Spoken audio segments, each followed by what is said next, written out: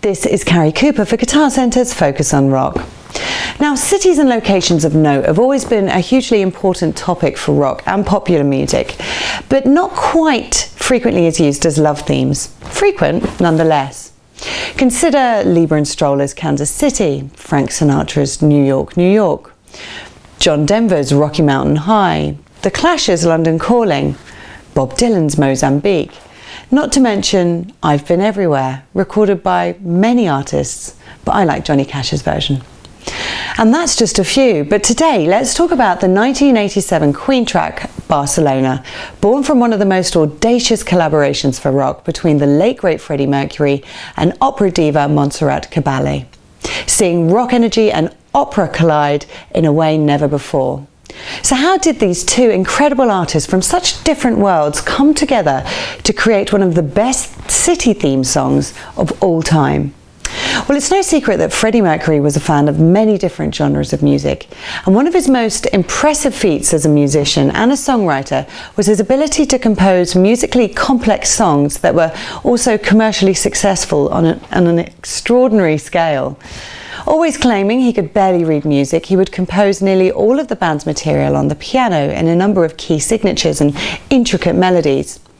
He first clapped eyes on the enigmatic Montserrat in 1983, when he attended a performance of Verdi's Un ballo in Maschera at the Royal Opera House, London. The sheer power and beauty of her voice mesmerised him. In 1987, he placed his manager, Jim Beach, and Montserrat Caballé recording, saying, "I want to record with her, please arrange it." And so in March that year, a meeting was set up at the Ritz in Barcelona, where Freddie arranged for a PA to be set up in the garden so he could play her a demo in quality. She adored the material and asked, "Could I sing it next Sunday at my recital at Covent Garden?" She then requested that Freddie write a song about her hometown. And so then the seeds for Barcelona were sown. It was as soon as May that year that the couple performed the track Barcelona live for the first time in the famous party island of Ibiza. The infamous Q Club were hosting a mammoth festival and asked Freddie to be guest of honour, who agreed and brought Caballé with him to close the evening with Barcelona. A performance that, to this day, is nothing short of mesmerising. Of course, following Mercury's death, the track was destined to become the anthem for 1992's Barcelona Olympic Games, though pulled at the last minute due to Mercury's death from AIDS in a bid to avoid controversy.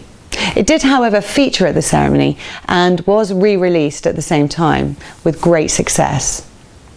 An incredibly touching friendship blossomed between the rocker and the diva in the time that followed.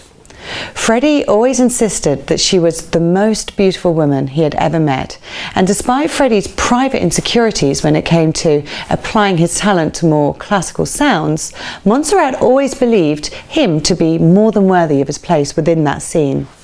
In an incredibly rare interview with the pair at London's Royal Opera House, she tells a journalist, "He's a musician. With a real musician, I can understand myself very well. His creativity in music is so great.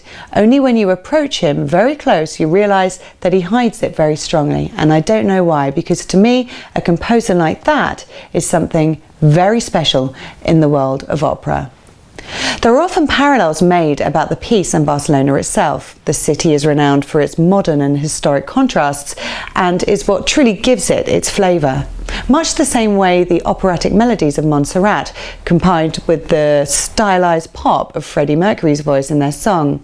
Her voice so beautifully controlled, a knowing voice of an adult well versed in the city's charms, contrasted with Mercury's rock-esque, childlike excitement for what's yet to be discovered, are truly bringing these musical worlds so perfectly together. Barcelona, it was the first time that we met. Barcelona, how can I forget? This is Carrie Cooper for Guitar Centre's Focus on Rock. You can shop for the greatest selection of music gear on earth in store or at guitarcentre.com.